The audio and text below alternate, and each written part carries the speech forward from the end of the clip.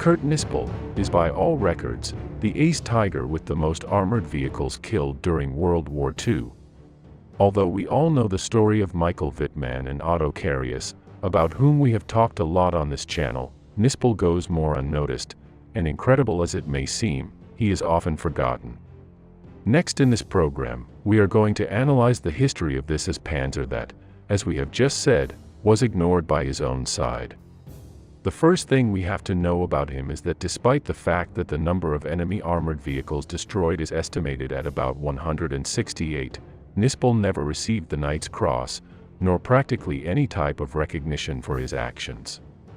To make a comparison, Wittmann came to be decorated with swords and oak leaves for his Knight's Cross, something that no more than 160 Germans achieved during this conflict, most of them being high generals of the Wehrmacht.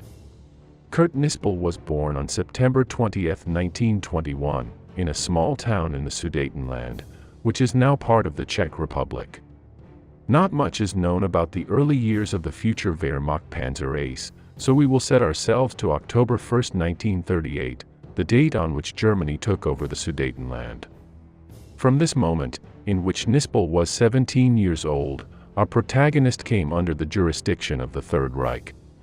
Knispel's first known job is in a car factory, and it was probably there that he got his love for machines and mechanized vehicles. 2 years later, already 19 years old, Kurt Knispel voluntarily enlisted in the German army, with the intention of being linked to the Panzerwaffe. Thus, after receiving the 3-month basic training that everyone received, on October 1, 1940, Knispel was transferred to the newly created 12th Panzer Division, where he spent more than half a year receiving instruction as a Panzer crewman.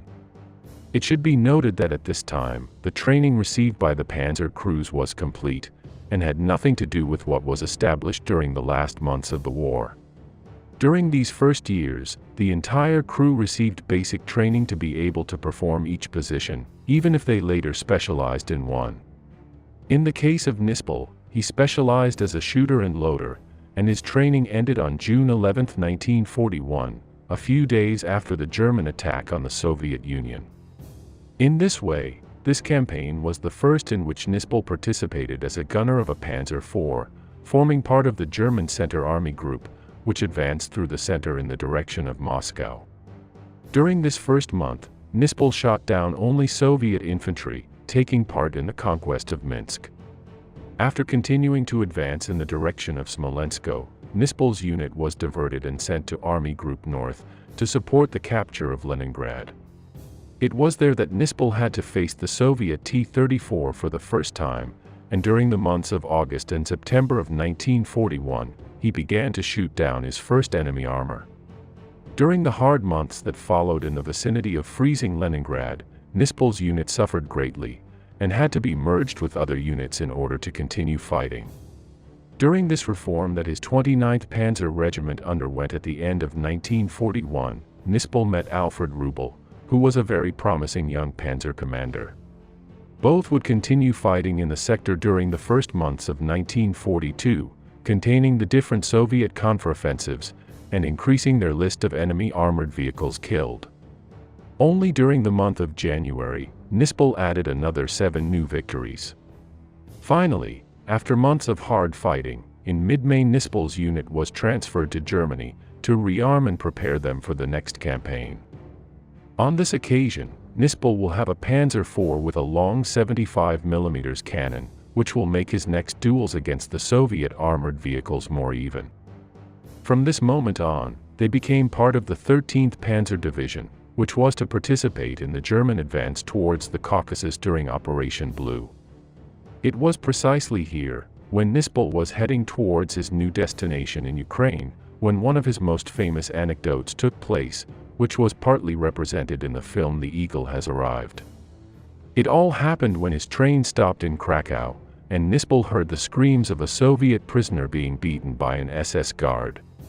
Seeing that scene, Knispel intervened with his pistol in hand, and set out to defend that prisoner of war. This led to a tense verbal confrontation at the Krakow station, which put Knispel on a kind of blacklist forever, which would prevent him from receiving any important decorations, nor a role in German war propaganda. Finally, after a long journey, on August 4, 1942, in the midst of the battle for Stalingrad, Knispel joined his Panzer division in the Caucasus, and there he was fighting in the German attempt to reach the Soviet oil wells. During those battles, Knispel shot down 12 other Red Army tanks, and was promoted to sergeant, as well as receiving the Iron Cross Second Class. Subsequently, due to some injuries, he spent the last weeks of 1942 in the hospital, and at Christmas he was granted permission to return home. After this, already at the beginning of 1943, Knispel received training to use the new Tiger-type tank, and joined the 1st Company of the 503 Heavy Tank Battalion. Although up to this moment he had already stood out with a Panzer IV, it would be from now on when Knispel would wreak real havoc among the Soviet lines shooting with his Tiger. During Operation Citadel, Knispel shot down 27 Soviet tanks, earning him the Iron Cross First Class. By comparison, Michael Wittmann destroyed 30 Soviet tanks at Kursk, the two men being fairly even. However, what we can highlight about Knispel is that during this battle he shot down many Soviet tanks at a distance of up to 2 kilometers, which indicates that his marksmanship was truly marvelous. To give us an idea, his most famous shot came just a few days later, already during the defensive fighting in the sector, managing to shoot down a T-34 3 kilometers away. From here, everything changed for Kurt Knispel and for all the German soldiers. The time for offensives was over, and what was to come next were increasingly desperate defensive battles. Thus, from that summer of 1943, until the beginning of 1944, Knispel was fighting non-stop in a series of defensive battles in the vicinity of the Dnieper River. By the end of September, Knispel reached the figure of 80 enemy armored vehicles killed, which increased significantly in the following months. It should be noted that the 503rd Heavy Battalion to which our protagonist belonged was the one that destroyed the most enemy armor, reaching the figure of 1,700 tanks shot down at the end of the war. Placing us already at the beginning of 1944, Knispel had one of his most desperate actions, in the rescue operation of the Germans who were trapped in the Cherkasy pocket. It is estimated that during this operation, which took place between January and February, the Kampfgruppe, to which Knispel's 503rd Battalion belonged, shot down some 270 Soviet tanks. In this way, for the month of April, Knispel's counter was at 101 enemy armored vehicles destroyed, this figure being somewhat lower than Wittmann's on that same date. A little later at the end of April, and due to these intense combats, the little that remained of the 503 Battalion had to be sent to Germany to recompose and re-equip with the new Tiger II, which was going into action for the first time. It was on this occasion that our protagonist was given command of a Tiger II. After the Allied landing in Normandy, his battalion is sent to the area to try to contain the advance of the British and Americans. However, here they will not get the same numbers as on the Eastern Front, despite being equipped with this new improved Tiger. Knispel is estimated to have only been able to shoot down 2 enemy tanks in Normandy, before being sent back to Germany when the Western Front collapsed in mid-August 1944. This was partly because the war on the Eastern and Western Fronts was quite different, as we discussed on a previous show.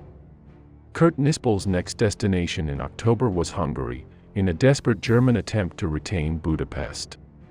There the Ace Tiger was able to reach the figure of 126 armored vehicles killed, although he did not receive the Knight's Cross as it had happened with Otto Carius or Wittmann.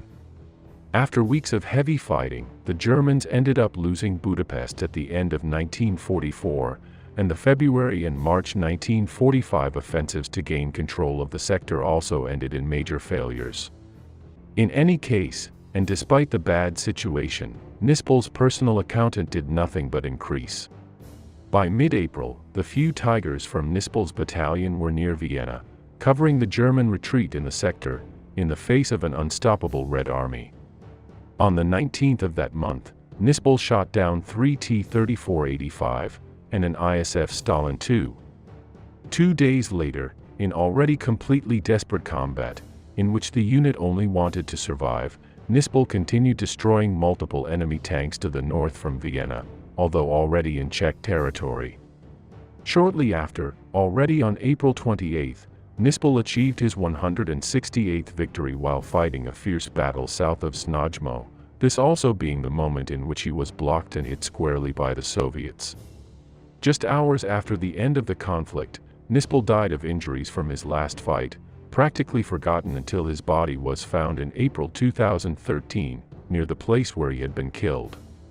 The total count of enemy armor destroyed for Knispel was 126 as a gunner and 42 as a commander, occupying the first position of the Panzerwaffe aces, followed by Otto Carius with 152, and by Michael Wittmann with 143. Of the three, only Carius survived the war. Well, what is your opinion about this as Panzer, which was not valued in a similar way to that of his colleagues? Thank you all so much for being part of this community, especially the sponsors who make this possible. Subscribe and share this program if you liked it, and see you as always every Thursday and Sunday. See you soon.